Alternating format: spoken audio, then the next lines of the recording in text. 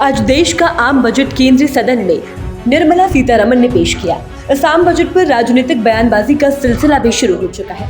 इसी के तहत झारखंड में सत्ताधारी पार्टी का घटक दल कांग्रेस ने भी अपना बयान दिया। भारतीय जनता पार्टी ने इस बजट को काफी खास बताया।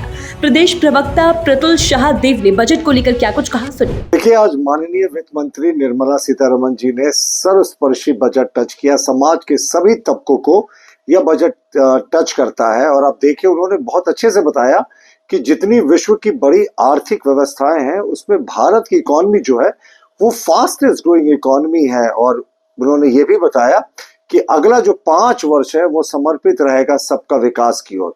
और किसानों के लिए तो विशेष खुशखबरी है, क्योंकि प्रधानमंत्री धन्य धान कृषि योजना के अंतर्गत 100 जिलों को टारगेट किया गया है जहां कृषि पर विशेष फोकस रहेगा।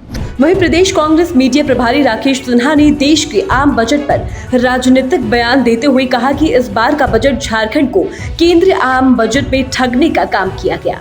केंद्र सरकार के द्वारा झारखंड को आम बजट में अनदेखा करते हुए किसी भी प्रकार की कोई सौगात नहीं दी गई। झारखंड आम बजट में फिर अपने आप को ठगा महसूस पाया, क्योंकि इस राज्य में चुनाव जनादेश भारतीय जनता पार्टी के विपरीत आया तो इस राज्य को कुछ नहीं मिला।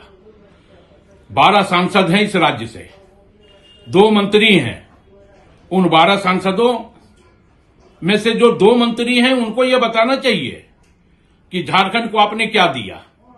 भारतीय जनता पार्टी फिर से एक बार झारखंड की जनता को छल दिया है, ठग दिया है। हमें यह लगता है कि 1,36,000 करोड़ रुपया जहां झारखंड का भारतीय जनता पार्टी नीति केंद्र की सरकार ने कुंडली मार करके अपने आप में समटा लिया है, तो इस आम बजट में यह था कि 1,36,000 करोड़ भी हमें मिलेगा और झारखंड की जनता को कुछ सौगात भी मिलेगा। लेकिन ना तो 1,36,000 करोड़ मिला और ना ही झारखंड को कुछ सौगात केंद्र की सरकार ने दी है। वहीं बजट को लेकर झारखंड मुक्ति मोर्चा का भी बयान सामने आया। देखिए, जहां तक जानकारी है बिहार को बहुत कुछ मिला। क्यों मिला? संघीय ढांचा है, मिलना चाहिए, सभी राज्यों को मिलना चाहिए, बराबर का हक मिलना चाहिए। किसी एक राज्य को विशेष क्यों?